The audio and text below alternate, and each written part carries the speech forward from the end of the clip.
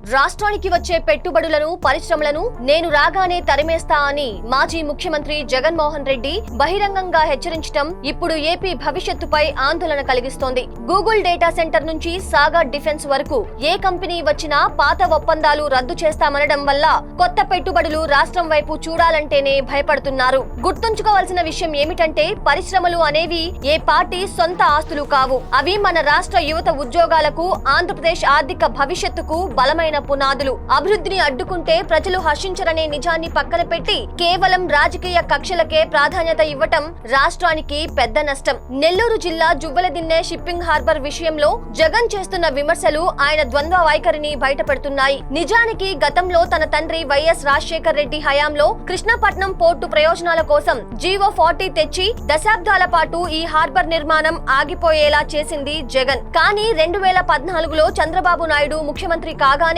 ఆ వివాదాస్పద జీవోను రద్దు చేసి కేంద్రంలోని సాగరమాల ప్రాజెక్టు కింద అనుమతులు తెచ్చి హార్బర్ కలను నిజం చేశారు. ఇప్పుడు అదే హార్బర్ వద్దకు వెళ్లి దానికి ఏమాత్రం సంబంధం లేని ఖాళీ భూమిని రక్షణ రంగం కోసం కేటాయిస్తే మత్స్యకారులను రెచ్చగొడుతూ రాజకీయం చేయడం విడ్డూరం. జగన్ హయాంలో జరిగిన అభివృద్ధి ఎంతటితో జువ్వెలదిన్నె హార్బరే ఒక సాక్ష్యం. పనులు పూర్తి కాకముందే హడావిడిగా ప్రారంభోత్సవం చేసి ప్రజలను మభ్యపెట్టే ప్రయత్నం చేశారు. గతంలో భోగాపురం ఎయిర్పోర్టును తీవ్రంగా వ్యతిరేకించి ఆ తరువాత దానికి కూడా తానే పునాది వేశానని క్రెడిట్ తీసుకోవాలని చూసిన తీరులోనే ఇప్పుడు జువ్వెలదిన్నె విషయంలోనూ అబద్ధాలు ప్రచారం చేస్తున్నారు. వెలుగొండ ప్రాజెక్ట్, కుప్పం కృష్ణా జలాల విషయంలోనూ ఇలాంటి కంటి తుడుపు చర్యలనే ప్రజలు చూశారు. అందుకే జగన్ నిర్వహించిన తాజా సభకు అక్కడి మత్స్యకారులు కూడా దూరంగా ఉన్నారు. మునుపటి ప్రభుత్వాల పథకాలను గౌరవించి కొనసాగించే సంప్రదాయాన్ని విడిచిపెట్టి ప్రతి దాన్ని అడ్డుకుంటాననే మొండి వైఖరి రాష్ట్ర ప్రగతికి ఆటంకం. 5 ఏళ్లు ముఖ్యమంత్రిగా చేసిన వ్యక్తి కంపెనీలను తరిమేస్తామని గర్వంగా చెప్పటం